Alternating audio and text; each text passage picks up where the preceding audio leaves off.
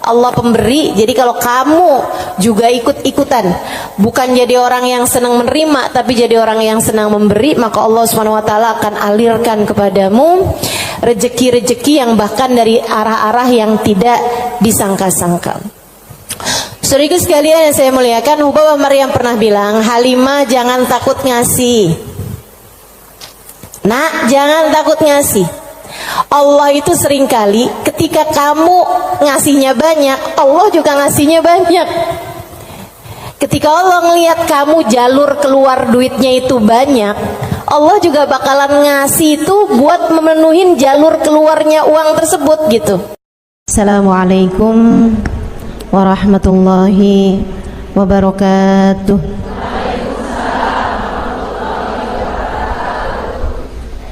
Alhamdulillah, wassalatu wassalamu ala rasulillah Muhammad ibn Abdillah wa ala alihi wa sahbihi wa man wala. Subhanaka la ilma lana illa ma 'allamtana innaka antal alimul hakim. Rabbi syrah li sadri wa yassir li amri wahlul 'uqdatan min lisani yafqahu qawli, amma ba'du. Baik, sebelum kita mulai, kita akan baca niat belajar bersama-sama. Mudah-mudahan ilmunya nanti sekali lagi jadi ilmu yang manfaat buat kita sekalian. Bismillahirrahmanirrahim. Nawaitu ta'allum wa ta'lim wan naf'a wal intifa' wal mudzakarah wat tadhkir wal ifadah wal istifadah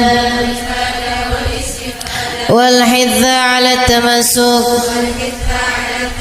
bi kitabillah wa sunnati rasulillah sallallahu alaihi wa alihi wasallam wa du'a ilal huda والدلالة على الخير ابتغاء مرضاته وقربه وثوابه وحسن الخاتمة مع اللطف والعافية وصلاح العاقبة برحمتك يا أرحم الراحمين. La hadratin Nabi Muhammad sallallahu alaihi wasallam wa alihi washabihi azwaji wa dzurriyyati wa ahli baiti wasallim wa jamil anbiya wal mursalin wal kulli ajma'in. Anna Allah yaghfir lahum wa yarhamuhum wa ya'li darajatihim fil jannah wa yanfa'una barakatihim wa asrarihim wa anwarihim wa ulumihim wa nafaatihim fid din wa dunya wal akhirah. Al-Fatihah, baca bersama-sama. A'udzu billahi minasy syaithanir rajim. Bismillahirrahmanirrahim. Alhamdulillahi rabbil alamin. Ar-Rahmanir Rahim. Maliki yaumiddin. Iyyaka na'budu wa iyyaka nasta'in. Ihdinas siratal mustaqim. Siratal ladzina an'amta 'alaihim ghairil maghdubi 'alaihim waladdallin. Amin. Taqabbalallahu minna wa minkum, taqabbal ya karim. Allah tuh mau ngasih rezeki sama orang nggak pakai ada hitung-hitungannya, gitu kan? Pokoknya itu urusan langit, udah bener-bener yang Allah bilang rizqukum fis samai wa ma tu'adun, kata Allah. Rezeki kalian sudah selesai aku atur dari langit. Rezeki kalian sudah selesai aku atur dari langit. Saudaraku sekalian yang saya muliakan, nah kalau kita kepengen gitu kan kayak rezekinya digampangin, cara dapatnya gampang, menyenangkan, itu juga sama Allah udah dikasih clue-cluenya. Salah satu cluenya adalah dengan rajin sedekah. Salah satu cluenya adalah dengan rajin memberi, bukan hanya sedekah. Sedekah itu untuk orang yang kita tahu memerlukan, tapi kalau memberi buat siapapun, termasuk kita ngasih sama orang yang kita sayangi, ngasih hadiah, begitu ya. Buat orang tua kita mampu, tapi kita seneng aja ngasih hadiah sama mereka gitu. Misalnya kita suka ngasih kepada saudara-saudari kita, kakak adik kita, walaupun kita tahu dia mampu, tapi misalnya kita habis jalan-jalan condet, kita beliin duku, udah nggak ada ya, kita beliin salak condet kan, dulu mah masih ada tuh, ingat tuh, gitu. Sehingga sekalian yang saya muliakan, itu memperbanyak rezeki, mempermudah rezeki, mempermudah jalurnya rezeki yang sudah Allah Subhanahu wa taala bagikan kepada kita, teman-teman saya sekalian. Nah, ini saya ingat ucapan Hubabah Maryam Al-Haddar, guru saya almarhumah. Beliau itu orang paling dermawan yang pernah saya kenal. Pasti ada banyak orang-orang dermawan, tapi orang paling dermawan yang saya kenal Hubabah Maryam Al-Haddar. Sedikit sekalian, beliau tuh kalau bepergian bisa jadi lupa bawa uang buat belanja, lupa bawa uang buat apa, tapi nggak pernah lupa bawa uang buat sedekah. Karena memang ini orang satu senengnya ngasih luar biasa. Siapapun aja dia kasih. Anak-anak ketemu dia kasih, orang tua ketemu dia kasih. Dan dari Hubabah Maryam tuh saya juga jadi ngerti bahwa ternyata semua orang suka dikasih. Subhanallah lah, semua orang tuh seneng aja dikasih gitu. Walaupun dia orang mampu sekalipun gitu ya, tapi kalau dikasih tuh kok seneng aja gitu. Betul nggak? Ini yang katanya Nabi Muhammad, tahadau tahabu, saling beri hadiahlah kalian, maka kalian akan semakin saling sayang, semakin saling cinta. Makanya para ibu mesti yang besar hati buat selalu bisa ngasih sama anak-anaknya, para istri ngasih buat suaminya, begitu kan ya, saudara ngasih buat saudaranya dan seterusnya gitu. Itu memang adalah bagian dari kita pengen cari ridha Allah SWT. Irhamukillah dengan cara memberi tersebut itu ya, ngambil sifatnya Allah SWT. Allah tuh mu'ti, Allah pemberi. Jadi kalau kamu juga ikut-ikutan, bukan jadi orang yang senang menerima, tapi jadi orang yang senang memberi, maka Allah SWT akan alirkan kepadamu rezeki-rezeki yang bahkan dari arah-arah yang tidak disangka-sangka. Saudara sekalian yang saya muliakan, Hubabah Maryam pernah bilang, Halimah jangan takut ngasih. Nak, jangan takut ngasih. Allah itu seringkali ketika kamu ngasihnya banyak, Allah juga ngasihnya banyak. Ketika Allah ngelihat kamu jalur keluar duitnya itu banyak, Allah juga bakalan ngasih itu buat memenuhin jalur keluarnya uang tersebut gitu. Atau Babah kayak begitu, jangan takut buat ngasih, nak, jangan takut buat ngasih. Subhanallah, itu sering saya inget-ingetin tuh, jangan takut buat ngasih, jangan takut buat ngasih. Kadang-kadang tuh orang punya banyak aja, kalau mau keluarin duit tuh kayak disuruh keluarin separuh nyawa gitu. Penuh perhitungan, ya. Makanya ada satu cerita, salah satu dari habaib teriak-teriak manggil anaknya. Misalnya anaknya namanya siapa? Husein misalnya. Sen. Anaknya sebelah saya nih yang namanya Husein. Sen. Si Husein ini kan dia dengar panggilan tapi dia nggak tahu ayahnya ada di mana. Dia bilang, "Bang Abah ada di mana sih, Bah? Ini Husein, Bah. Lebek, Bah." Kata abahnya, kamar mandi, nak. Iya, Bah. Dikirain suruh ngambil sabun, apa kehabisan odol gitu kan. Sen, tolong ambilin duit Abah, nak. Ada di gesper Abah warna hijau. Iya sih. Habaib-habaib kita suka punya gesper warna hijau. Gespernya habaib tuh ya. Jadi gespernya dipakai bukan buat celana panjang, tapi buat sarung. Ada yang tahu nggak? Anak-anak zaman sekarang nggak pada tahu nih, nggak seru ah.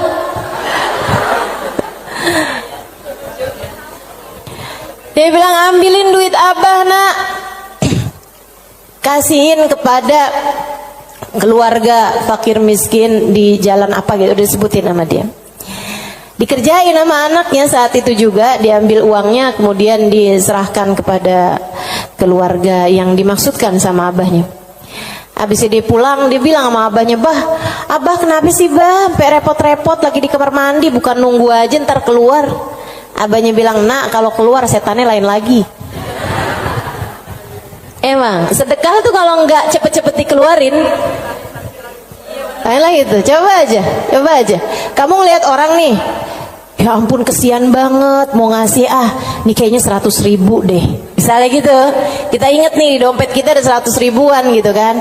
Pas kita buka dompet, tapi banyak juga loh orang kayak gitu, 50.000 aja apa ya gitu. Kelihatan ada duit yang hijau 20 ribuan, terakhir keluarnya berapa? 5.000. Ada yang pernah begitu? Mana orangnya? Saya. Urusan sedekah luar biasa. Kalau nggak cepet-cepet dikerjain, luar biasa setannya teman-teman sekalian. Makanya mudah-mudahan Allah Subhanahu wa taala selamatkan kita dari segala sifat pelit-pelit ini nih. Baik itu yang namanya syuh ini udah pelit yang banget pelitnya, ataupun bakhil orangnya ya. Kalau yang tadi atas syuh orangnya namanya syahih. Kalau yang kedua nih bakhil, yaitu orang yang pelit sama apa yang dia punya, ama yang jadi miliknya dia mau ngeluarinnya tuh penuh dengan perhitungan.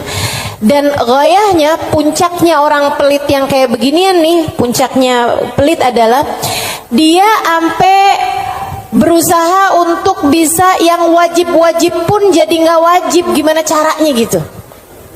Kayak bayar zakat gitu kan, mikir-mikir mau bayar zakat harta 2,5% dari harta kita di akhir tahun. Itu kan kalau mau dicari-cariin jalannya biar nggak keluar zakat, bisa teman-teman, bisa. Terutama nih orang-orang kayak saya nih, belajar fikih kelamaan, belajar fikihnya lama, saya tahu persis cara mengelabui hukum Islam. Tetapi teman-teman sekalian, ilmu ini walaupun saya mengetahuinya, saya tidak akan mengamalkannya buat diri saya pun juga buat orang lain. Kenapa gitu? Kamu sedang mengelabui siapa? Bukankah Allah Maha tahu segalanya? Kamu mau nih gimana caranya biar duit saya nih nggak saya zakatin? Oh, kamu begini, misalnya gitu ya.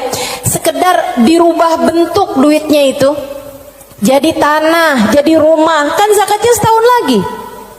Bisa aja kayak begitu. Akan tetapi teman-teman saudara sekalian, sekali lagi ini pengelabuhan urusan dunia. Tapi kalau urusan di hadapan Allah Subhanahu wa taala, Allah tahu segalanya.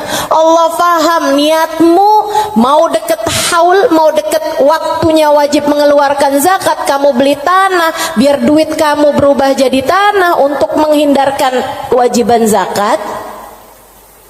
Allah paham betul urusan apa yang ada di dalam hatimu itu. Jadi janganlah sok-sokan cari-cari.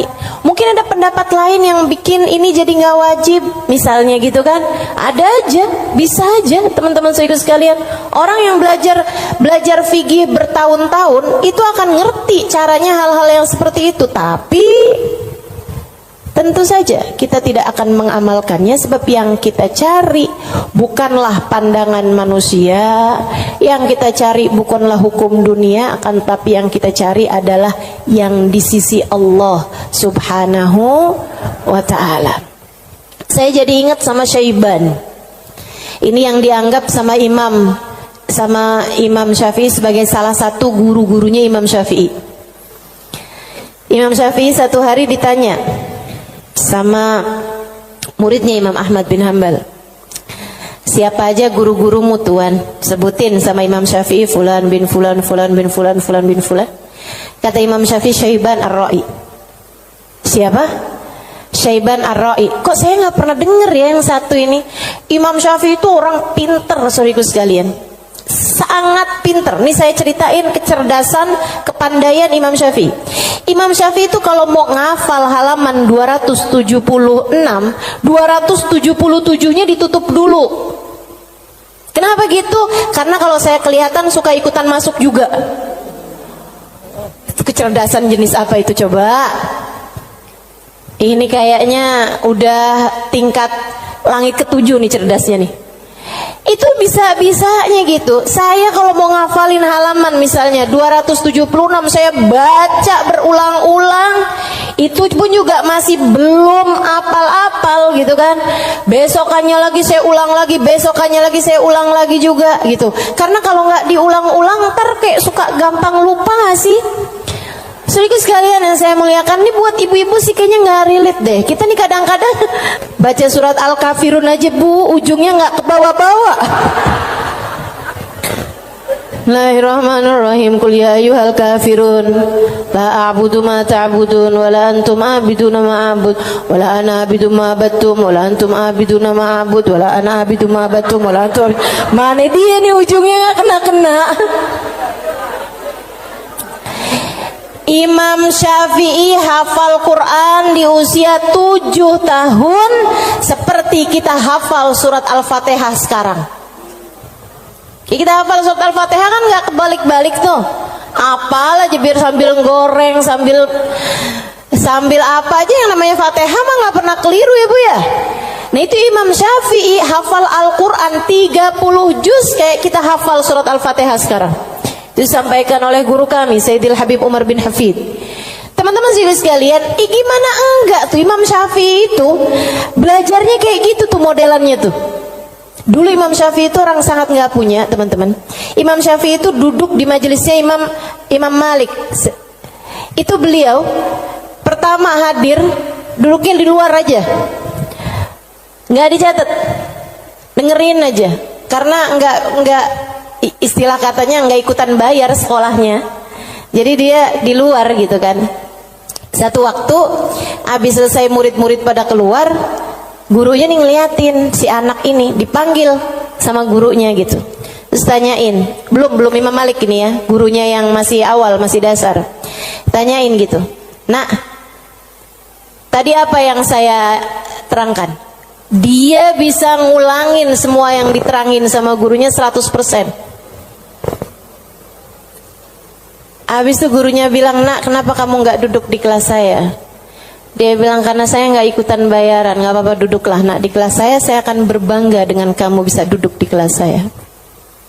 Dah tuh Imam Syafi'i. Kalau mau ngafalin halaman sebelah, halaman yang sesudahnya tuh ditutup dulu sama beliau, karena gampang banget masuk, asal kelihatan kelebetan udah langsung masuk. Kecerdasan yang luar biasa, teman-teman saudaraku sekalian yang saya muliakan. Nah ini satu waktu ditanya sama muridnya Imam Ahmad bin Hambal, guru-gurumu siapa aja tuan? Sampein si ini. Kenal, rata-rata Imam Ahmad bin Hambal kenal, mereka adalah ulama-ulama pada masa tersebut gitu. Yang disebut sama Imam Syafi'i, Syaiban Ar-Ra'i. Baru nggak kenal. Siapa tuh Syaiban Ar-Ra'i? Ar-Ra'i dia bilang, kata Imam Syafi'i, tukang gembala kambing. Penasaran, pengen dong kenal. Oh ya, nanti saya akan ajak kamu. Satu hari diajak nih sama Imam Syafi'i, Imam Ahmad bin Hambal diajakin pergi ke tempatnya Syaiban Ar-Ra'i. Di mana diajakinnya? Di tempat gembalaan kambing. Sambilan tuh kambing digembala, Syaiban sholat. Kambingnya makan rumput, dianya sholat. Habis saya sholat, di Imam Syafi'i sama Imam Ahmad bin Hambal duduk di situ. Assalamualaikum warahmatullahi wabarakatuh Syaiban. Waalaikumsalam warahmatullahi wabarakatuh. Syaiban, saya nih datang kemari nih, katanya Imam Ahmad bin Hambal, karena Imam Syafi'i waktu saya tanya salah satu gurunya, dia menyebutkan dirimu wahai Syaiban. Emang Syafi'i ini ada-ada aja. Tawadu kan, bukan yang ya gitulah saya. Walaupun saya kelihatannya penggembala kambing ya, tapi jangan remehkan. Saya gurunya Imam Syafi'i, enggak gitu. Dia bilang, Imam Syafi'i ini emang ada-ada aja.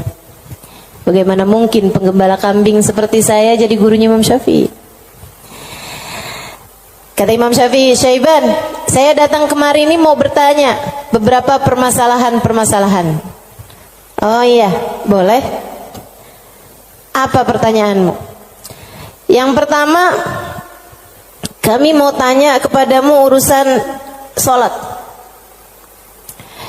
Kalau kamu nih ngerjain sholat, terus kamu lupa Syaiban, ini udah 2 rakaat apa baru 1 rakaat ya? Apa yang harus kamu lakukan wahai Syaiban? Syaiban jawab, ala madhabina au ala madhabikum. Sesuai madhab kalian atau sesuai madhab saya? Oh, Syaiban punya madhab, maaf, Syaiban punya madhab. Katanya Imam Syafi'i, memang ada 2 madhab nih dalam masalah ini? Iya, tentu saja. Madhab kalian selalu berbeda dengan madhab saya. Oh, boleh kami tahu kalau sesuai dengan madhab kami gimana Syaiban? Kalau madhab kalian, kalau lupa berapa rakaat sholat, ngambil rakaat yang sedikit, kemudian sesudahnya sujud sahwi. Iya benar, kata Imam Syafi'i, benar. Begitu memang yang disampaikan oleh baginda kita Nabi besar Muhammad sallallahu alaihi wasallam. Kalau madhab kalian gimana Syaiban? Kata Syaiban, kalau madhab kami, madhab ahli tasawuf, madhab hamba-hamba dekat dengan Allah Subhanahu wa taala, madhabnya para wali lah boleh dibilang. Dia bilang kalau kami sholat menghadap Allah tapi kami sampai lupa berapa rakaat kami menghadap kepadanya, artinya kan pikirannya kemana-mana. Dia adalah orang yang sudah kurang ajar kepada Allah. Dia harus dihukum dengan puasa setahun dan qiyamul lail setahun. Itu hukuman buat orang, itu pelajaran buat orang yang bisa sampai lupa ngadep sama Allah Subhanahu wa ta'ala. Ada yang mau ikutan madhabnya Syaiban?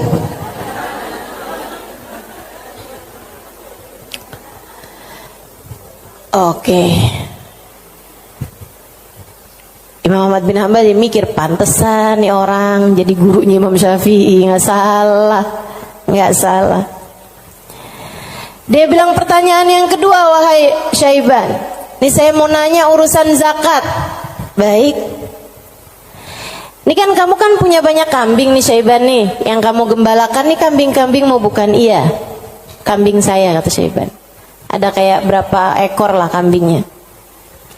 Dia bilang, berapa zakatnya kambingmu ini wahai Syaiban? Syaiban kembali nanya, ala madhabina am ala madhabikum? Madhab saya apa madhab kalian? Dia bilang, emang ada 2 madhab juga nih dalam urusan zakat ini nih? Iya, selalu ada opini-opini, pemahaman-pemahaman dalam urusan agama.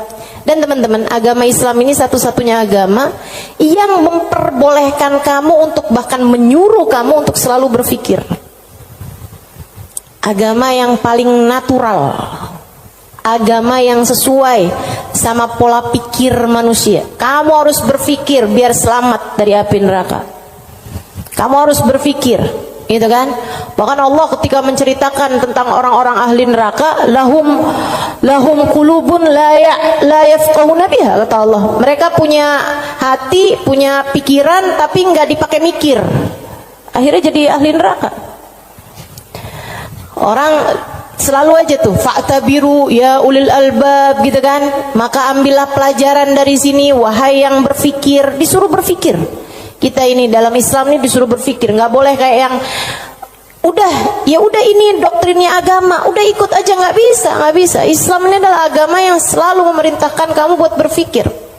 Makanya Syaiban kepikiran tuh jawaban-jawaban yang tidak sesuai dengan konteks fikih, tapi tidak salah. Teman-teman. Ya, orang yang lupa rakaat kemudian dia merasa bahwa dirinya adalah seorang yang kurang ajar sama Allah Subhanahu wa taala karena menghadap Allah, tapi kepikirannya gelambiar kemana-mana.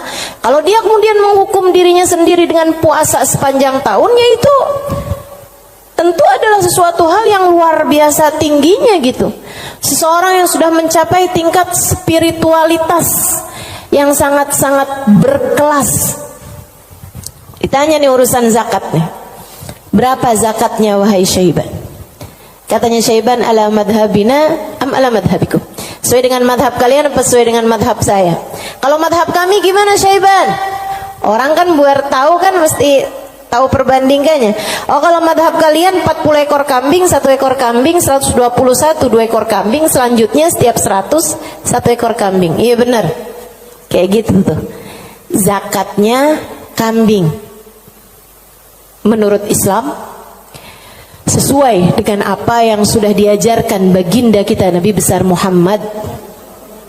40 1 ekor kambing, 121 2 ekor kambing, selanjutnya setiap 100 1 ekor kambing. Jadi kalau kamu punya 900 ekor kambing berarti 9 ekor gitu. Kalau menurut madhab kalian gimana wahai Syaiban? Syaiban kemudian menjawab, kalau madhab kami, saya ini budak, budaknya Allah. Innama ana abd, saya ini adalah budak, budaknya Allah. Dan seorang budak tidak memiliki harta, sebab semua harta budak adalah harta majikannya. Dan itu benar, harta budak adalah harta majikannya. Jadi kambing-kambing saya ini, ya udah, terserah Allah aja. Kalau diperlukan saya kasih, kalau nggak diperlukan nggak saya kasih. Kalau kemudian misalnya nih punya kambing 20 gitu kan, tapi nih lagi ada orang mau ngawinin nih, perlu 3 ekor kambing, ya udah keluarin 3 ekor kambing. Saya nggak pernah merasa memiliki kambing-kambing saya. Berapapun yang diperlukan akan saya keluarkan, sebab bukan milik saya, semua hanyalah milik Tuan saya.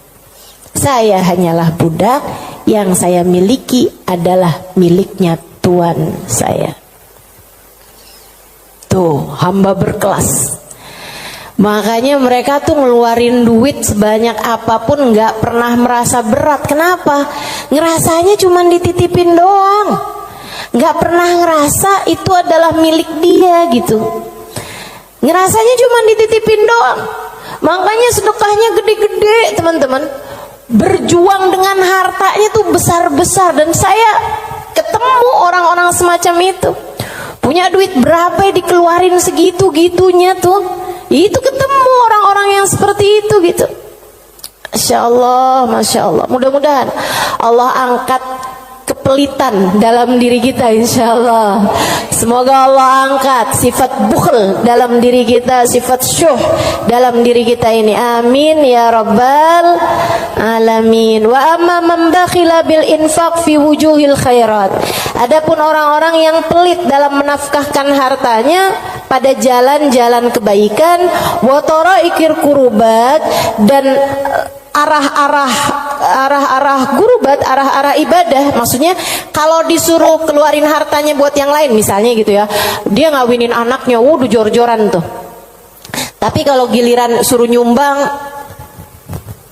itulah ya, dia punya hartanya banyak nih. Kalau misalnya duitnya itu mau dipakai buat bikinin pesta, bahkan sekedar pesta ulang tahun yang tiap tahun tuh keulang, itu ya, itu dia akan kerjain gitu kan. Ulang tahun ulang tahun perkawinan ulang tahun anaknya, ulang tahun cucunya, dia keluarin hartanya gampang banget gitu. Tapi giliran bikin maulid dong, ini kan lagi bulan maulid, udah banyak kok yang bikin maulid. Ya kalau gitu nyumbang deh buat orang yang bikin maulid, udah banyak yang nyumbang buat bikin maulid gitu.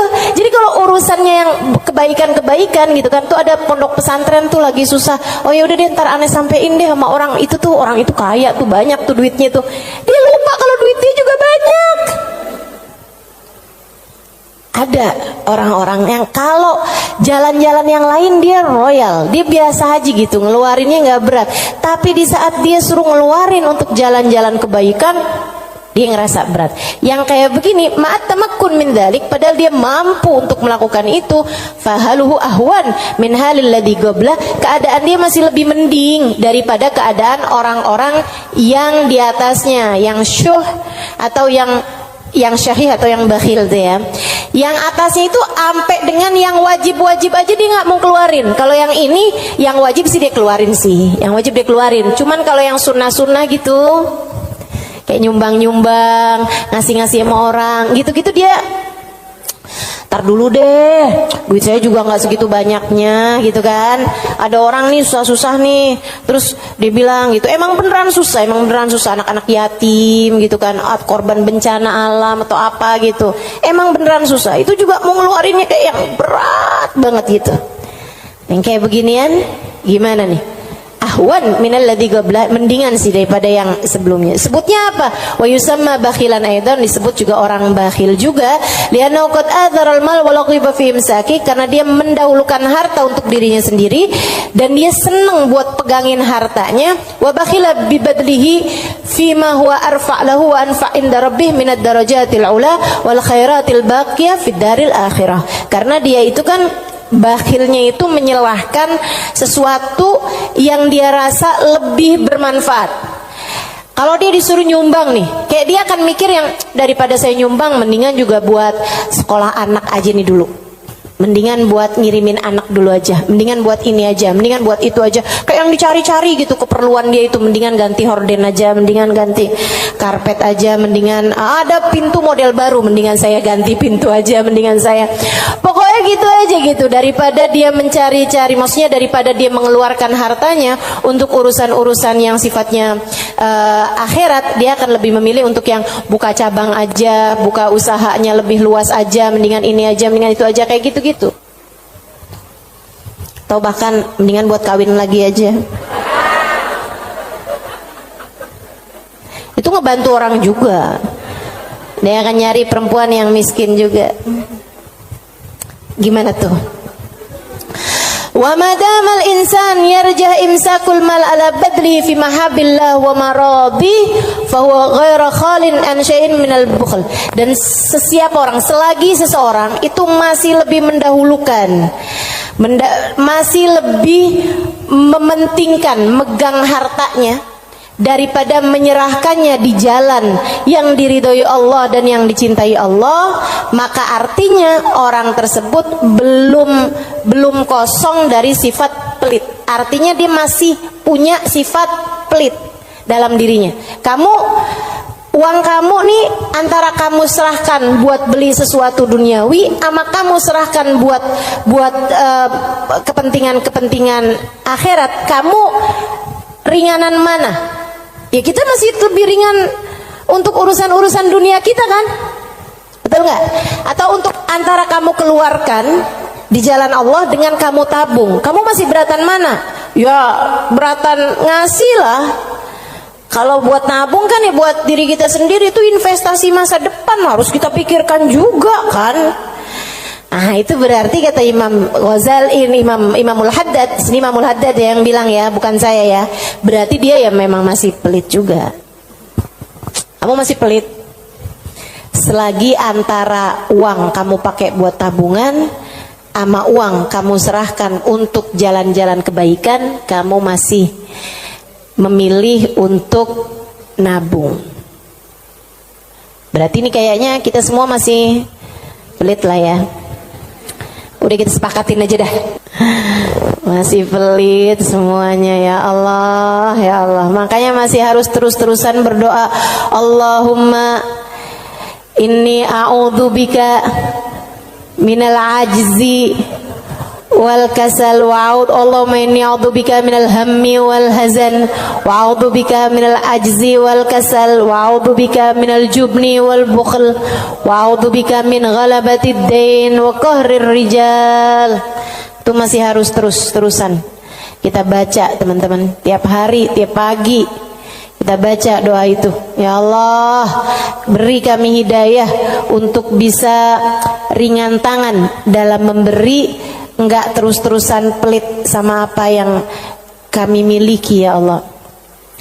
Wala yakunul insan jawadan sakhiyan hatta yakuna badlul mal fi mahabbillah arja inda wa ahab ilaih min imsaki. Dan seseorang itu belum bisa disebut dermawan, belum bisa disebut sakhi, belum bisa disebut orang karim, orang dermawan sampai dia merasa bahwa menyerahkan uang di jalan Allah lebih dia sukai daripada menabung, daripada pegang duit itu, daripada dia nggak ngasihnya di jalan Allah gitu. Kalau kamu ngerasa masih ngasih itu lebih berat daripada kamu pegang, nah itu berarti kamu masih pelit. Tapi kalau kamu ngerasa udah yang ngasih lebih kamu sukai daripada kamu pegang, gitu ya, itu berarti kamu adalah seseorang yang dermawan. Udah jadi tambah jauh aja nih kita nih. Fa'alam dzalik wa'mal alaih. Ketahuilah hal ini dan amalkanlah, wallahu yatawalla hudak. Semoga Allah Subhanahu wa taala memberikan petunjuk kepadamu. Amin ya rabbal alamin.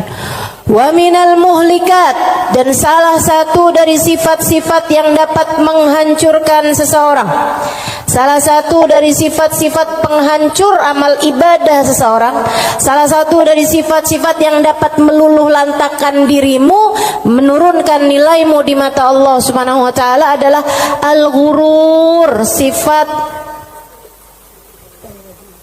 ghurur, tertipu. Apa tuh tertipu? Wa makna, arti tertipu adalah an yulabbisul insan ala nafsih. Dia bikin samar kepada dirinya sendiri, wa yuriyahal umur ala khilafi ma hiya alaih. Dia memperlihatkan kepada nafasnya, kepada dirinya, ala khilafi ma hiya alaih, tidak sesuai dengan fakta yang ada. Wadzalik lidu'fi basiratihi 'ala din, dan yang seperti ini adalah karena lemahnya pemahamannya, basirahnya, basirah itu pandangan hati, lemahnya pandangan hati dia fiddin, dalam urusan agama, wa qillati ma'rifatihi bihaqaiqi, dan sedikitnya pengetahuan dia dengan hakikat-hakikatnya agama, walijahli li afatil a'mal wa mawaqa'id syaitan, dan karena yarhamukillah banyak bener sih, ada gak? Walijahlihi, dan karena ketidakfahaman dia biafatil a'mal, dengan penyakit-penyakitnya amal, wa makaid syaitan, dan tipu dayanya syaitan, walighalabati hawa nafs alaih, dan karena menangnya hawa nafsu menghadapi dia, wa rukunihi ila amaniha wa khuda'iha, dan karena tenangnya dia dengan angan-angannya dirinya sendiri serta tipu dayanya dirinya sendiri. Waqad qala Allah taala, dan Allah Subhanahu wa taala telah menyampaikan muhadziran li ibadihi minal ghurur, memberi peringatan kepada hamba-hambanya tentang bahayanya ketertipuan ini. Kata Allah Subhanahu wa taala, ya ayyuhan nas inna wa'dallahi haq, wahai sekalian manusia, sesungguhnya janji Allah itu benar. Fala taghurrannakumul hayatud dunya, janganlah kehidupan dunia menipu kalian, wala taghurrannakum wala yaghurrannakum billahil ghurur, dan janganlah ghurur, tipu daya, menipu kalian dari Allah Subhanahu wa taala. Wa qala ta'ala fi wasfi ba'dil mughtarrin, dan Allah Subhanahu wa taala telah mensifati sifatnya orang-orang yang tertipu dengan firman Allah Subhanahu wa taala dalam akhir surat Al-Kahfi, alladzina dhalla sa'yuhum fil hayatid dunya wa hum yahsabuna annahum yuhsinuna sun'a. Mereka adalah orang-orang yang sesat jalan mereka di dunia, akan tetapi mereka menyangka bahwasanya mereka telah berbuat banyak kebaikan-kebaikan dunia. Banyak banget nih. Nanti Imam Ghazali, Imam Al-Haddad akan menerangkan tentang mereka-mereka ini. Wa qala ta'ala, dan Allah Subhanahu wa taala juga menyampaikan, walakinnakum fatantum anfusakum wa tarabbastum wartabtum wa gharratkumul amani hatta jaa amrullah wa gharrakum billahil ghurur. Ini ayat sebelumnya sangat indah sekali nih teman-teman. Sebentar saya akan bukakan. Kata Allah Subhanahu wa taala, walakinnakum fatantum anfusakum, akan tetapi kalian telah menipu diri-diri kalian sendiri, wa tarabbastum, dan kalian menunda-nunda, wartabtum, dan kalian merasa ragu, wa gharratkumul amani, dan kalian tertipu dengan angan-angan kalian sendiri, hatta jaa amrullah, sampai datang ajal menjemput kalian, wa gharrakum billahil gharur, dan kalian telah tertipu, dan tipu daya telah menipu kalian dari Allah Subhanahu wa taala. Al-Hadid ayat 14. Al-Hadid ayat 14.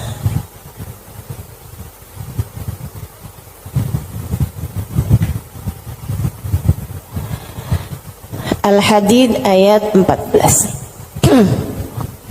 Nih. Ini serem sih. Saya mau baca ayat ini nih, pas baca Quran pas nyampe ayat-ayat ini. Ya Allah, ngerinya.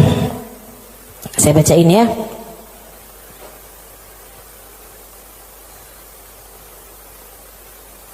Dari mana ya enaknya nih ya? Dari ayat 11 deh. Al-Hadid dari ayat 11.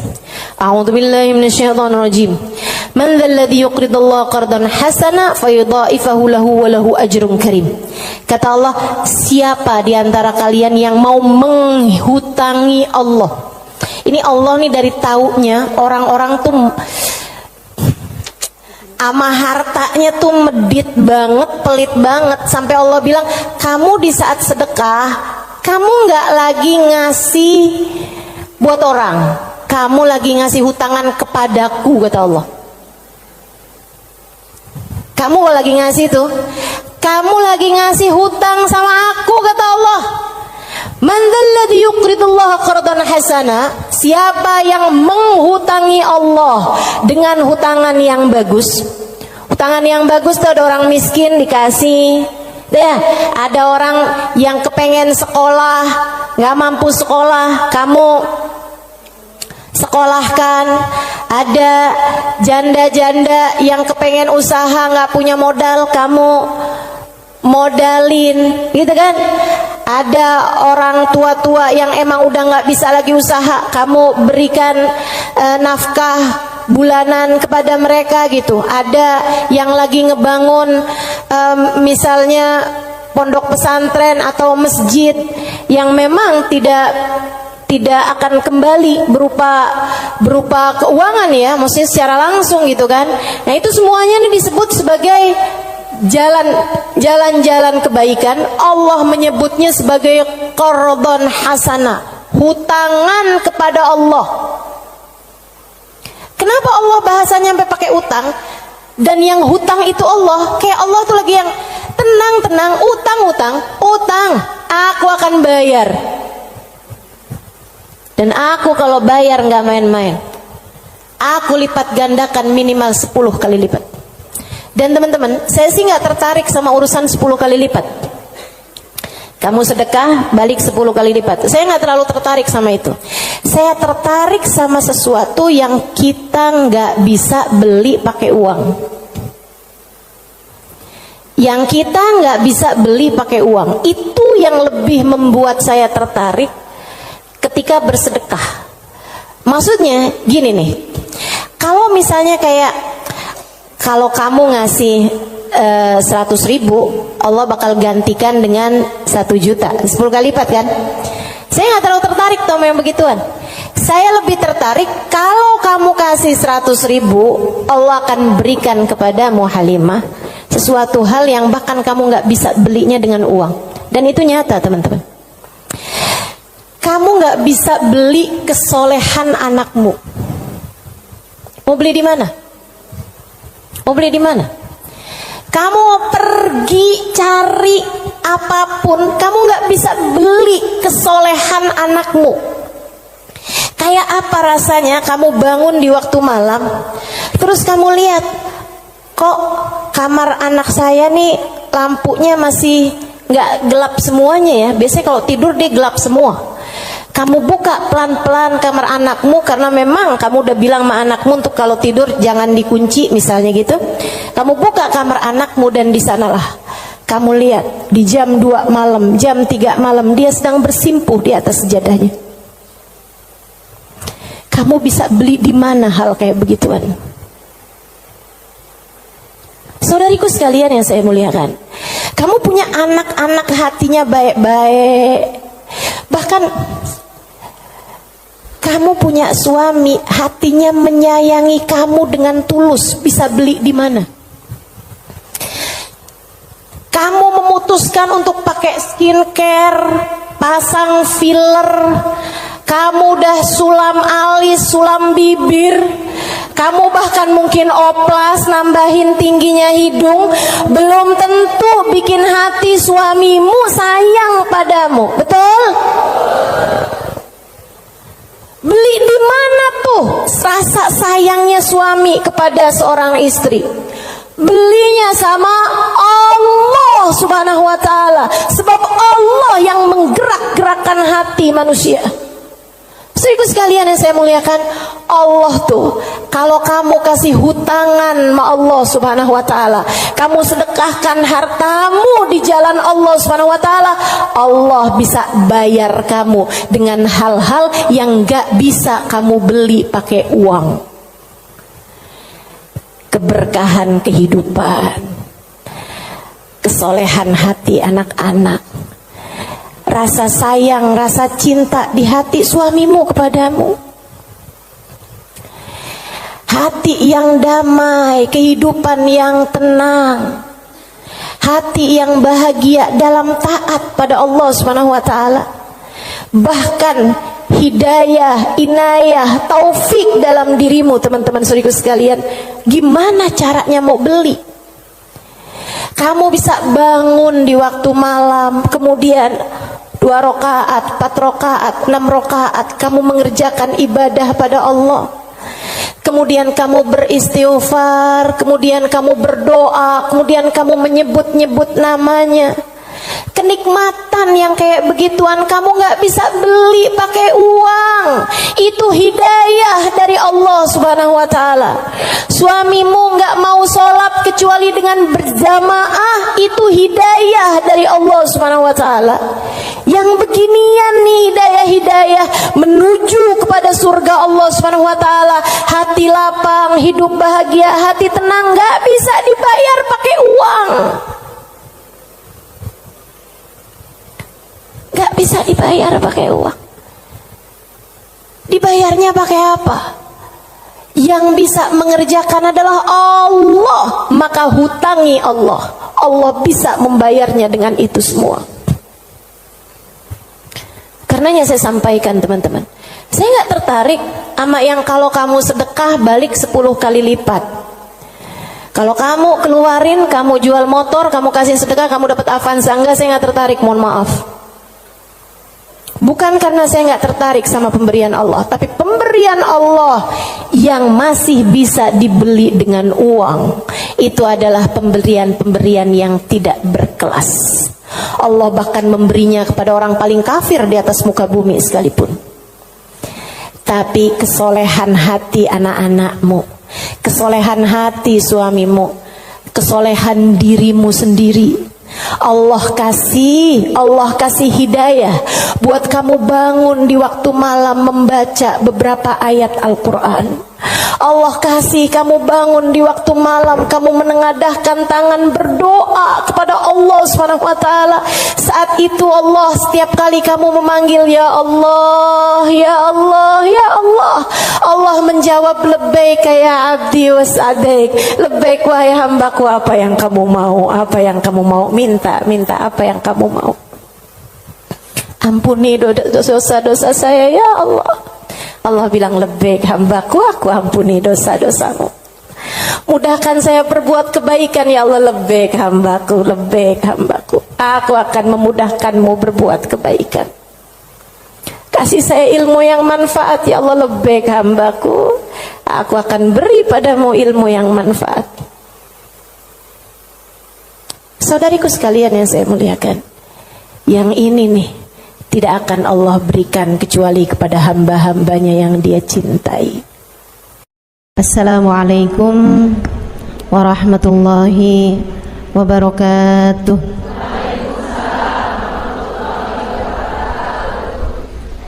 Alhamdulillah, wassalatu wassalamu ala Rasulillah Muhammad ibn Abdillah wa ala alihi wa sahbihi wa man wala. Subhanaka la ilma lana illa ma 'allamtana innaka antal alimul hakim. Rabbi syrah li sadri wa yassir li amri wahlul 'uqdatan min lisani yafqahu qawli, amma ba'du. Baik, sebelum kita mulai, kita akan baca niat belajar bersama-sama. Mudah-mudahan ilmunya nanti sekali lagi jadi ilmu yang manfaat buat kita sekalian. Bismillahirrahmanirrahim. Nawaitu ta'allum wa ta'lim wan naf'a wal intifa' wal mudzakarah wat tadhkir wal ifadah wal istifadah wal hidza 'ala tamassuk bi kitabillah wa sunnati rasulillah sallallahu alaihi wa alihi wasallam wa du'a ilal huda والدلالة على الخير ابتغاء مرضاته وقربه وثوابه وحسن الخاتمة مع اللطف والعافية وصلاح العاقبة برحمتك يا أرحم الراحمين. La hadratin Nabi Muhammad sallallahu alaihi wasallam wa alihi washabihi azwaji wa dzurriyyati wa ahli baiti muslimin jamil anbiya wal mursalin wal kulli ajma'in. Anna Allah yaghfir lahum wa yarhamhum wa ya'li darajatihim fil jannah wa yanfa'una barakatihim wa asrarihim wa anwarihim wa ulumihim wa nafaatihim fid din wa dunya wal akhirah. Al-Fatihah, baca bersama-sama. A'udzu billahi minasy syaithanir rajim. Bismillahirrahmanirrahim. Alhamdulillahi rabbil alamin. Ar-Rahmanir Rahim. Maliki yaumiddin. Iyyaka na'budu wa iyyaka nasta'in. Ihdinas siratal mustaqim. Siratal ladzina an'amta 'alaihim ghairil maghdubi 'alaihim waladdallin. Amin. Taqabbalallah minna wa minkum, taqabbal ya karim. Warraghba fid dunya, sementara rakus ambisi terhadap dunia, tukathirul ham, bikin banyak sumpah, wal hazan, dan bikin banyak kesedihan. Bikin sedih badan kita, bikin sedih hati kita, bikin sumpek dan bikin akhirnya jadi berpenyakit ya badan kita ini. Ar-raghbah fid dunya. Wal batalah, sementara batalah, kalau di situ diartiin apa batalah? Nganggur ya, benar. Cuman bahasa yang enak apa ya? Tugasil galba, lalai dari Allah, maksudnya ya nggak kepengen dunia juga, nggak kepengen akhirat juga gitu, kayak gabut. Anak zaman sekarang bahasanya gabut ya. Gabut itu apa sih sebenarnya? Nggak ada kerjaan gitu kan? Itu kayak ada singkatan nggak butuh gitu kali ya dari itu ya. Nggak ngapa-ngapain gitu, pengangguran aja gitu, nggak jelas. Wal batalah tuh terlena, nganggur gitu kan, tidur mulu gitu, luntang lantung. Nah, ada orang luntang-lantung gitu kan. Dibilang luntang-lantung, dibilang lantung-luntang. Tugasul galba, bikin keras hati. Bikin keras hati. Nganggur tuh penyakit bahaya memang. Bahaya. Wa qala alaihi salatu wassalam, dan bersabda pula baginda Nabi besar Muhammad, Naja awalu hadhil umma bizzuhdi wal yaqin. Awal umat ini terselamatkan dengan zuhud wal yakin, dan dengan keyakinan yang kuat. Wasayahlik akhiruha bil hirsi wa tulil amal, dan akan hancur akhirnya umat ini, akan hancur disebabkan hirs, ambisi terhadap dunia, wa tulil amal, dan panjang angan-angan. Wa ma warada minal ayati wal akhbar wal athar fi dammid dunya wa dammil muhibbina laha warraghibina fiha wa dammil hirsi 'alaiha kharijun anil hasr. Dan apa yang warid, apa yang datang dari ayat, hadis, athar itu yang disampaikan oleh Nabi maupun para ulama, fi dammid dunya, dalam celaknya dunia, maksudnya mengenai betapa buruknya dunia, betapa buruknya orang-orang yang mencintai dunia, betapa buruknya orang yang ambisi terhadap dunia, dan mil hirs 'alaiha, betapa buruknya orang yang rakus terhadap dunia. Banyak sekali kharijun anil hasr, enggak bisa kehitung. Ayat, hadis maupun ucapan para ulama mengenai betapa buruknya dunia, betapa buruknya para pecinta dunia dan lain sebagainya, ini banyak banget hadisnya, keterangannya enggak kehitung.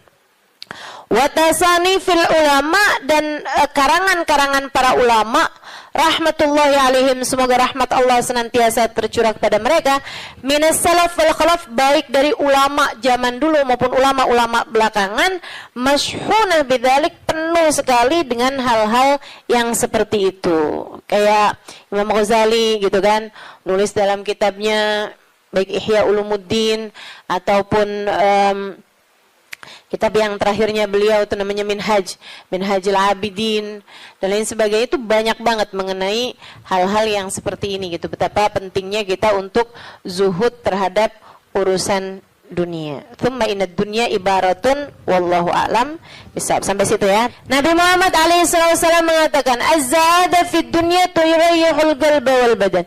Zuhud dunia nih. Apa tuh zuhud? Zuhud itu teman-teman tidak mengharapkan kesenangan dunia dari Allah sekalipun ya, enggak minta gitu, enggak seneng gitu sama kesenangan dunia dari Allah. Itu namanya zuhud akhirat. Dan juga teman-teman, zuhud ama manusia itu tidak menginginkan apa yang ada pada manusia, apa yang dimiliki orang enggak kepengen. Gitu kan? Itu namanya zuhud fima fi aidin nas. Ini disampaikan Nabi Muhammad dalam hadisnya, izhad fid dunya yuhibbukallah, wazhad fima fi aidin nas yuhibbukan nas. Kata Nabi Muhammad alaihissalam, zuhudlah kamu dari dunia. Zuhud tuh enggak seneng, enggak ambisi, enggak fokus kepada kesenangan dunia maupun pencapaian dunia. Hati-hati, tipis teman-teman bedanya, gitu kan?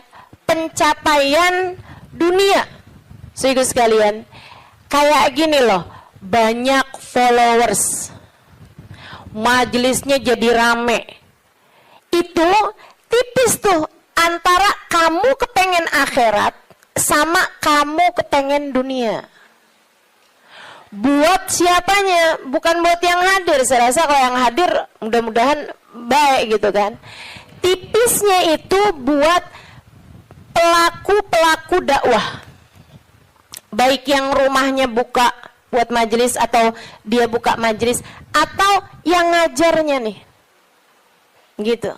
Karena kalau tujuannya senengnya itu adalah urusan-urusan dunia, tuh tipis banget setan nantinya tuh bisa masuk dari arah situ. Dari arah situ masuknya. Izhad fid dunia, kata Allah SWT. Makanya dari tipisnya nih yang saya sebut tadi itu ya, kayak keinginan kamu tuh dunia apa akhirat, keinginan kamu tuh pujian manusia atau pujian Allah. Itu sampai-sampai banyak dari para wali-walinya Allah Subhanahu wa taala meninggalkan kemasyhuran dunia karena khawatir sama hatinya. Banyak saudaraku sekalian. Sampai ada di antara para wali itu yang sampai berpura-pura nyuri, sampai dikejar orang gitu kan. Kenapa dikejar orang? Karena yang dia curi adalah bajunya seorang perempuan yang lagi mandi. Ada orang lagi mandi, wali loh yang ngerjain. Untung belum zaman viral internet ya. Ini kalau zaman viral internet kayak apaan tuh orang ngejudge dia tuh kan, udah nganggepnya udah hancur banget dah gitu. Tapi memang itu yang dicari sama beliau.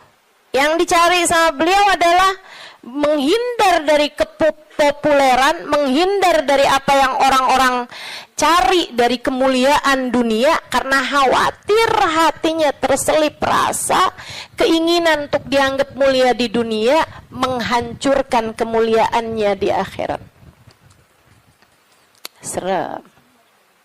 Serem bener buat orang-orang kayak saya yang sama Allah dikasih pegang mic di depan, ya kan? Teman-teman saya sekalian, nggak gampang. Makanya kalau ada yang bisa kamu lakukan untuk saya, doain, biar bisa ikhlas, doain, biar bisa benar gitu, jaga hati, doain, biar disayang Allah gitu. Kesian nih, begitu udah masuk nih setan, teman-teman saya sekalian, setan tuh ya datang ke pedagang beda, datang ke orang awam beda, datang ke ulama beda lagi. Waduh, yang datang ke ulama nih setannya juga ulama. Setannya juga kelas profesional, gitu kan? Jadi nggak ecek-ecek gitu loh. Setannya juga setan-setan berkelas, teman-teman saya sekalian. Nah itu kan yang belum tentu selamat gitu, belum tentu selamat. Masya Allah. Ada tuh zamannya Imam, siapa ya? Ada Imam Ghazali cerita dalam Ihya-nya. Kita suka ketawa-ketawa tuh dengerin cerita Imam, maksudnya kalau baca ceritanya Imam Ghazali yang begitu-begituan. Kata Imam Ghazali dalam Ihya-nya tuh, ada orang atau di Minhaj ya, wallahu a'lam, pokoknya salah satu kitabnya Imam Ghazali lah. Imam Ghazali cerita, ada orang, dia itu ulama, teman-teman. Cuman ulamanya itu masih suka yang ya gitulah, masih ada kesenangan dunianya. Senang sama popularitas, senang sama dimuliain orang, senang sama ini sama itu. Ada satu ulama khomul. Ulama yang lain nih, ulama yang nggak seneng namanya terkenal, nggak seneng, dia nggak seneng sama urusan begituan, urusannya antara dia sama Allah, tapi ilmunya luar biasa. Ulama yang kedua nih, ini ulama yang pertama nih, saya nggak inget namanya gitu ya, dua-duanya nih saya nggak inget namanya. Nah ulama yang pertama nih, dia lagi khutbah Jumat, teman-teman saya sekalian, dia ngomong sesuatu yang dinisbatkan kepada ulama yang kedua yang nggak senang keterkenalan apa ini, teman-teman. Dia ngomong bahwa saya pernah dengar kayak, kan ada orang-orang itu ya Allah, mudah-mudahan Allah bersihkan hati kita semuanya nih ya. Ada orang-orang yang kalau cerita sama orang lain, bahkan di mix sekalipun, senang menunjukkan kedekatannya sama ulama yang lain atau sama orang-orang yang berilmu, guru-guru apa segala macam gitu kan ya. Yang tujuannya adalah biar orang tahu nih, gua deket sama si ini, gua deket sama si itu. Paham maksud saya? Mudah-mudahan Allah selamatkan hati saya, mudah-mudahan Allah selamatkan hati kita semua. Sehingga sekalian, dia bilang tentang ulama B nih. Dia bilang, saya pernah dengar syekh ini mengatakan gitu kan. Syekh itunya hadir di majelis tersebut. Ya. Dan yang diomongin sama Syekh A ini tentang Syekh B itu nggak pernah diomongin sama Syekh B-nya. Paham? Jadi ulama A ini bohong tentang ulama B. Bohongnya di khutbah Jumat cuman untuk menunjukkan betapa dekatnya dia sama ulama B tersebut itu. Dia ngomong kayak begitu, sehingga sekalian, tahu apa yang dikerjain sama ulama B? Ulama B ini, kenapa nih anak? Beliau berdiri nyabut bulu ketiak di tengah orang banyak. Beliau berdiri nih. Beliau berdiri kemudian nyabut bulu ketiak. Heh, Syekh, kurang ajar kamu. Ini waktunya khutbah. Saya nggak pasti itu khutbah Jumat atau khutbah yang lain nih ya. Ala kulli hal. Syekh, ngapain kamu di waktunya khutbah? Kamu malah cabut bulu ketiak. Duduk Syekh, nggak punya adab. Kata Syekh B ini, kamu yang nggak punya adab nak. Kamu yang nggak punya adab pak. Kenapa kamu mengingatkan saya untuk sesuatu hal yang sunnah? Nyabut bulu ketiak, kalau salah mah hari Jumat ya. Nyabut bulu ketiak hari Jumat hukumnya sunnah. Ala sunnah. Walimada astahi, dia bilang. Kenapa saya mesti malu? Kamu gak punya malu apa depan orang-orang kamu nyabut bulu ketiak? Bulu ketiak itu kan buat laki-laki sama laki-laki nggak aurat. Sesama perempuan aja nggak aurat. Bulu ketiak ya, maaf ya. Teman-teman sekalian, beliau bilang walimada astahi. Kenapa saya mesti malu? Ana ala haq wa anta alal batil. Saya mengerjakan barang hak, kamu mengerjakan barang batil. Dia bilang saya mengerjakan barang hak, nyabut bulu ketiak sunnah hari Jumat. Dia bilang kamu ala batil. Karena kamu menceritakan tentang saya sesuatu yang tidak pernah saya katakan. Saya Syekh Fulan min Fulan, sebutin nama dia namanya. Ya Allah, merah padam mukanya. Seram teman-teman, seram. Ya gitulah. Kadang-kadang tuh sampai tipis banget keinginan dakwah atau keinginan pamer. Tipis. Setannya tuh ngebisikin sampai kayak suara semut. Katanya Nabi Muhammad alaihi salatu wassalam, "Ar-riya yadhubbu ala ummati kadhabibin naml." Riya itu bersuara di hati umat saya kayak suaranya semut. Nyaris enggak kedengeran. Enggak kedengeran suaranya. Antara kamu seneng agama Allah jadi tinggi atau kamu seneng nama kamu jadi tinggi. Tipis, segaris, bahkan lebih tipis daripada kulit bawang, teman-teman. Oke, mesti terus minta perlindungan sama Allah. Ya Allah, ya Allah. Ya Allah, ya Allah. Bimbing terus ya Allah, ya Allah, ya Allah. Gitu. Mudah-mudahan Allah karuniakan keikhlasan bagi kita sekalian insyaallah. Sebab yang namanya pencapaian akhirat teman-teman. Dan pencapaian akhirat kita nggak pernah tahu. Pencapaian akhirat tuh kita nggak pernah tahu. Taunya kapan? Entar di akhirat. Namanya juga pencapaian akhirat. Taunya entar di akhirat. Saat kamu berhasil menghadap Nabi Muhammad. Saat namamu menjadi seseorang yang dikenal oleh Nabi Muhammad. Kalau mau bangga, tar di sana. Kalau mau bangga, ntar di sana. Saat kamu bisa melewati jembatan Sirat secepat kilat. Saat kamu bisa selamat masuk surga Allah Subhanahu wa ta'ala. Saat kamu bisa digiring di belakang bagindamu Nabi besar Muhammad. Mau membusungkan dada saat itulah silahkan. Mau ngerasa diri sesiapa saat itulah silahkan. Mau menganggap diri berhasil mencapai kemuliaan saat itulah silahkan. Mau menganggap diri mencapai pencapaian dalam dakwah saat itulah silahkan. silahkan. Mau menganggap diri soleha, saat itulah silahkan. Jika sampai namamu dipanggil oleh Nabi Muhammad, jika sampai kamu diperkenankan bersalaman dengan Nabi Muhammad, jika sampai Nabi Muhammad berkata raditu biki, aku ridho kepadamu, saat itulah silakan melayang-layang teman-teman. Sebelum itu terjadi, kamu masih antara-antara, kamu masih ada di tepi jurang.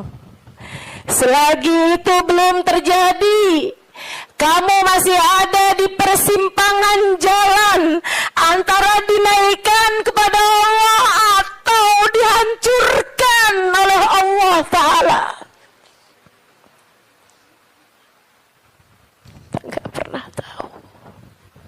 Kita nggak pernah tahu. Makanya selalu minta sama Allah, ya Allah, karuniakan keikhlasan agar ngerti melakukan sesuatu hanya untukmu, ya Allah. Karuniakan keikhlasan, mengajar karenamu, belajar karenamu, buka majelis karenamu, hadir majelis karenamu, nyumbang majelis karenamu. Karuniakan keikhlasan, ya Allah. Salat karenamu, sedekah karenamu, bantu orang karenamu. Begitu enggak lillah, dilepeh sama Allah, teman-teman, jadi apa? Enggak jadi apa-apa. Mau ribuan jamaah, mau kayak gimana yang terjadi juga, kalau dilepeh sama Allah jadi apa? Ditolak sama Allah, mau apa kamu? Mudah-mudahan Allah karuniakan keikhlasan.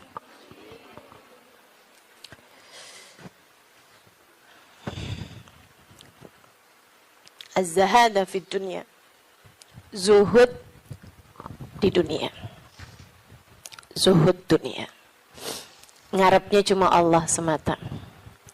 Izhad fid dunya, yuhibbukallah. Kalau Allah lihat hatimu nggak punya ketertarikan sama dunia, Allah cinta padamu. Gitu kata Nabi Muhammad. Hah? Hati kamu masih ngarep dunia nggak nih?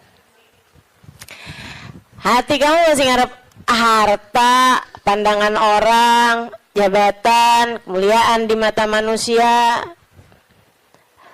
Kamu masih fokus ke sana apa enggak gitu? Hati kamu masih fokus ke sana, jangan salahkan siapa-siapa. Kalau Allah pun juga belum fokus mengaruniakan rahmatnya kepadamu. Sebab aturannya jelas, kata Nabi Muhammad, izhad fid dunya yuhibbukallah. Bagaimana mungkin Allah akan menempati hatimu jika hatimu masih penuh sesak dengan selainnya? Teman-teman, kamu kalau mau taruhin di kamarmu itu lemari baru, tempat tidur baru, kamu mesti keluarin yang lama. Kalau kamarmu itu masih banyak banget barang-barang lain, yang nggak mungkin yang baru bisa masuk ke dalam kamarmu. Kan begitu? Hati kamu juga gitu. Hati kamu juga gitu. Saudara sekalian yang saya muliakan, bagaimana mungkin Allah akan berkenan bertahta di hatimu jika hatimu selama ini masih penuh sesak dengan selainnya? Penuh sesak dengan selainnya, penuh sesak dengan anggapan orang, penuh sesak dengan cinta manusia. Yang kamu pikirin gimana biar suami tetap cinta padamu. Kamu luar biasa. Siapa yang lagi di WhatsAppin sama suami, siapa yang lagi diteleponin sama suami, sekarang suami lagi di mana, sama siapakah, jangan-jangan dia sedang berada dalam pelukan perempuan yang lain. Waduh, bagaimana kamu berharap Allah bertahta Keluarkanlah dalam hatimu jika hatimu penuh sesak dengan selainnya. Teman-teman, keluarkan nya yang kecil-kecil agar nya yang besar berkenan bertahta di hatimu. Keluarin yang lain-lain. Keluarin perkara harta, perkara cinta manusia, pujian orang, semuanya keluarin.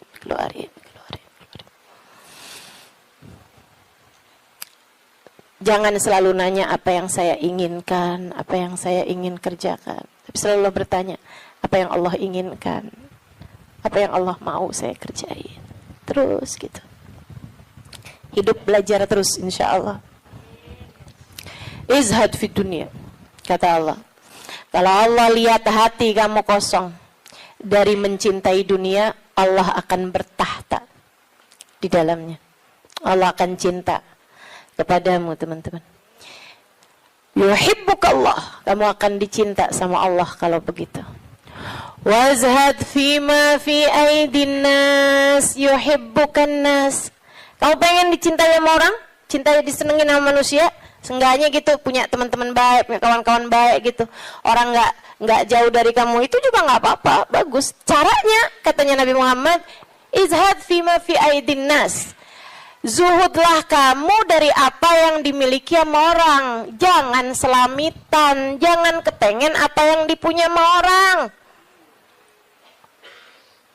Orang nggak seneng loh kalau kita tuh kayak yang ih bagus mau dong. Nggak seneng teman-teman.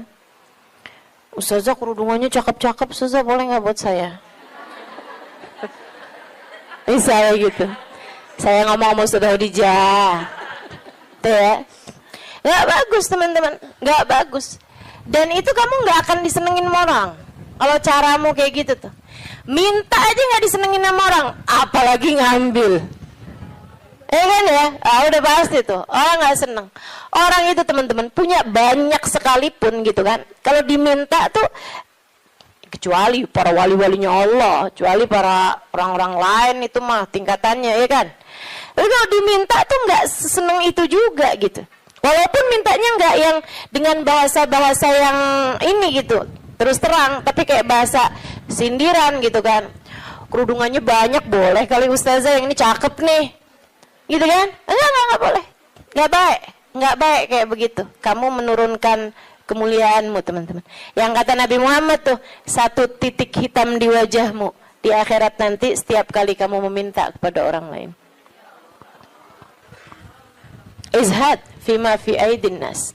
Apalagi kalau sampai kamu hati kamu nggak pernah tertarik sama apa yang dipunya sama orang. Oh, dicinta sama Allah.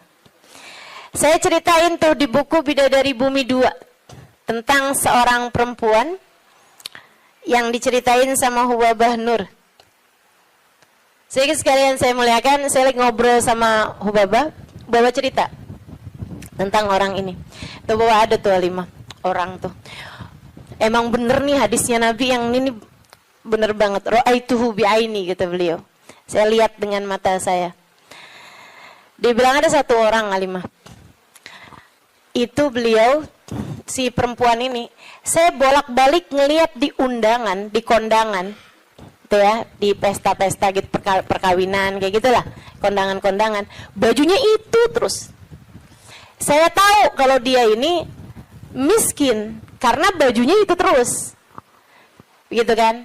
Orang di Tarim itu kalau keluar semuanya pakai baju hitam. Nah, kalau baju hitam kan susah nandainnya kan yang sama semua. Betul apa enggak? Jadi sekalian saya muliakan, makanya saya suka heran gitu. Ustazah Halimah nih fashionable, apa namanya? Bener nggak ngomongnya? Lagi mana? Apa tadi?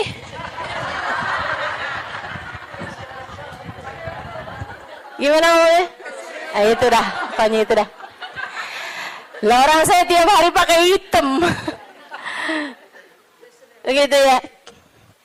Sehingga sekalian, nah ini kan kalau keluar mah agak susah ditandain karena kan semuanya hitam gitu. Tapi kan kalau pas kondangan tuh, orang sana itu kalau kondangan dalam ruangan semuanya perempuan, mereka dandan.